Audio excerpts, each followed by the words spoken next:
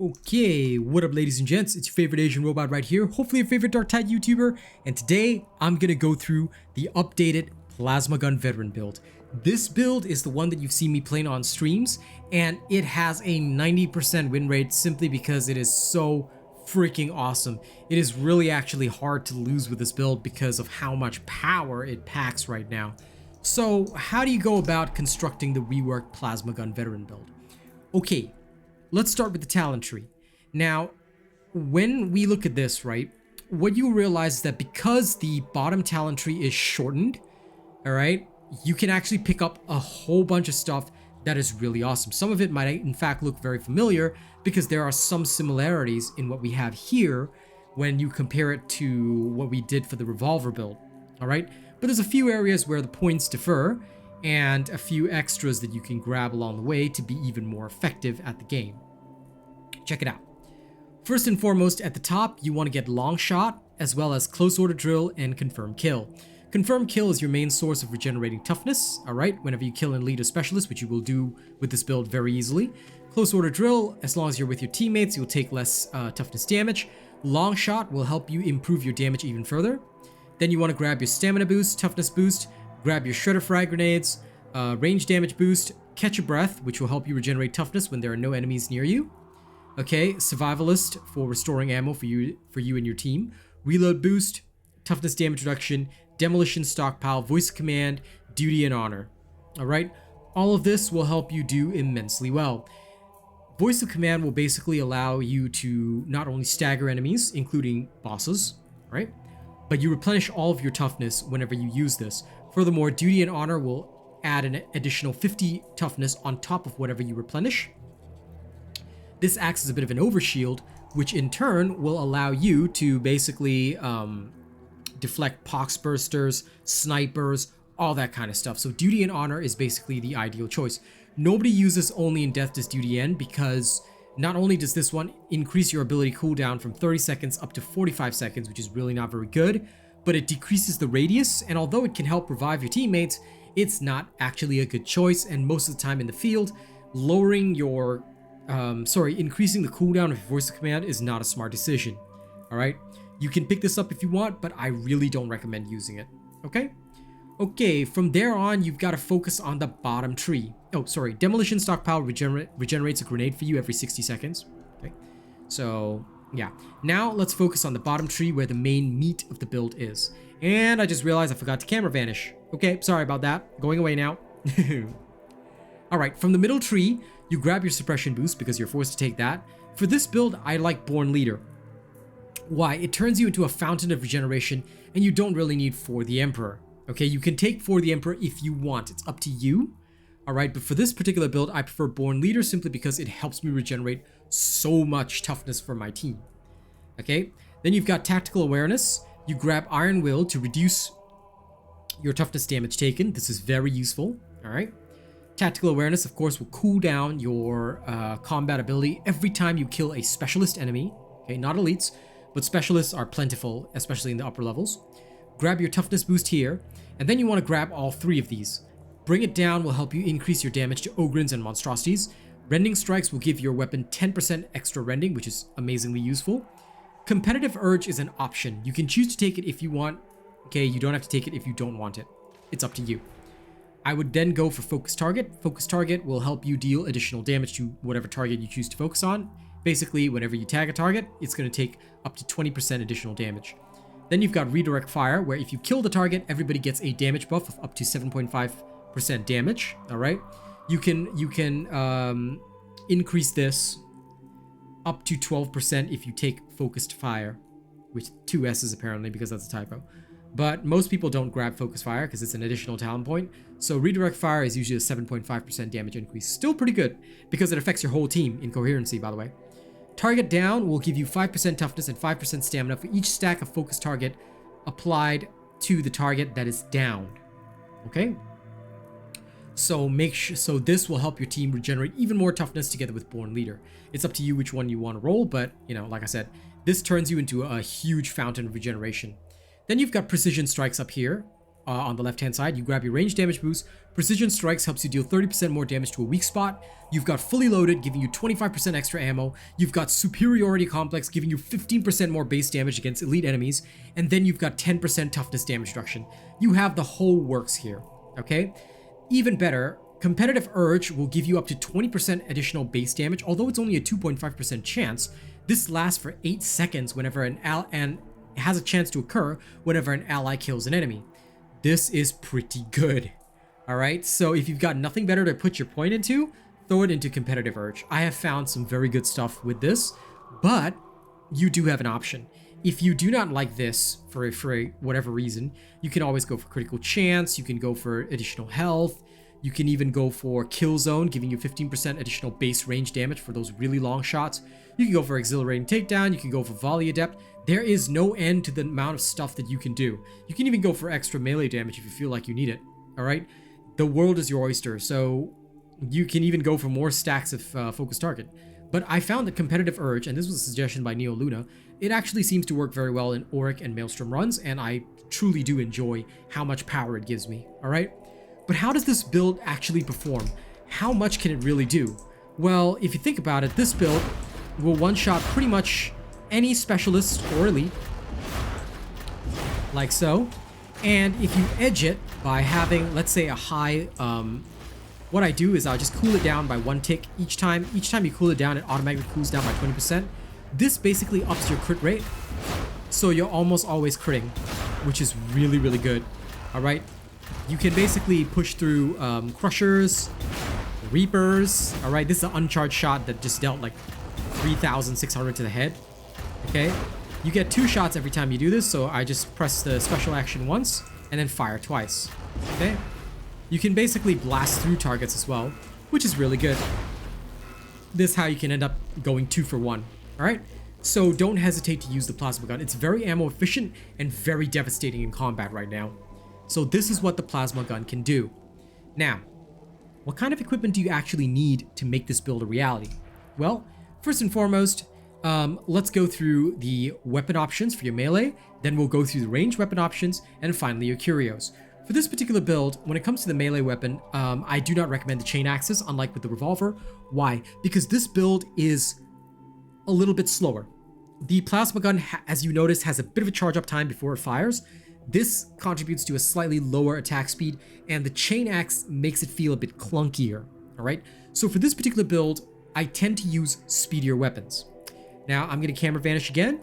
For this particular build, what I really like to use is my Munitorium Mark 7 Sapper Shovel. This is what you will have seen me use on stream. I go for Carapace Armored enemies, and the other perk is whatever you want. I happen to get Unyielding enemies, which is pretty awesome. Okay, the blessings are what matters, though. In addition to the Carapace Armored perk, for your blessings, you want Thrust 4, and Uncanny Strike can be Tier 3 or Tier 4, whatever you can roll. But you need both of these in order for the shovel to do all the crazy things that it normally does. Okay, if you want to see the 4,000 damage on a mutant with this thing, this is how you get it. Stats, you want to prioritize damage, penetration, first target. These are your direct damage stats. All these 3 need to be as high as possible. After that, roll your defenses and mobility as high as you can. You don't have to get them as high as this, but for both of these, above 60% would be really good. Okay, that is basically what I've got on my shovel, and that is basically what you should be using. Now, I've already demonstrated how the shovel works in the revolver build. You can go check that out if you want. I would really rather not waste your time, so I'm going to move on to the next option. The next option would be your Munitorium Mark 6 Power Sword. For this one, you need to roll a lot of things perfectly, so I do not recommend grabbing this. You want to get at least Carapace Armored enemies and Maniacs for your perks, and you also have 2 blessings that you generally want. Power Cycler is a must-have. The other one can be Brutal Momentum or another appropriate blessing. I prefer Brutal Momentum because of the weak spot damage. Okay, so the Power Sword is a great option, but very difficult to roll perfectly. You also need to prioritize damage, cleave damage, and finesse as your main stats. After that, mobility and cleave targets can be kind of your dumb stats. But mobility is a priority stat over cleave targets, and generally, you want both of these above 65 if you can. Okay, but if your cleave targets doesn't get there, it doesn't really matter, because as long as you've got Power Cycler and you power up your sword, you're going to cleave through hordes like nobody's business anyway. All right. This is what I've rolled on the Power Sword. Now, your last option for this build is the Chainsword. Now for the Chainsword, okay, this is your easiest weapon to roll. You can use either the Mark IV or the new Mark 13, 12, I can't remember what's the new Mark. Sorry, let me just quickly check. I'm pretty sure it's around here. Do I even have one? Yeah, 13G is the new Mark. So you can choose either the old Mark IV or the new Mark 13G. Now, either way, the stats are the same. You want to prioritize damage, penetration, shredder, finesse. Unfortunately, for this one, the rolling difficulty is more in the base stats. You need to roll all of these four as high as possible. Then mobility, take what you can get. Above 60 would be good. But for these three, you must have them above 70, all right, in order for you to have an ideal Chainsword. But the best part is that the blessings and the perks literally do not matter on this sword. You can do whatever you want. Ideally, you go for Maniac and, personally, I would go Maniac and Carapace Armored. Okay, kind of same as the Shovel. But if you happen to roll Flak Armored and melee critical chance, it's not going to matter. The Chainsword is so powerful that this doesn't matter. In fact, your blessings also don't matter. I only recommend getting Wrath, but Bloodletter is a fantastic blessing to have anyway.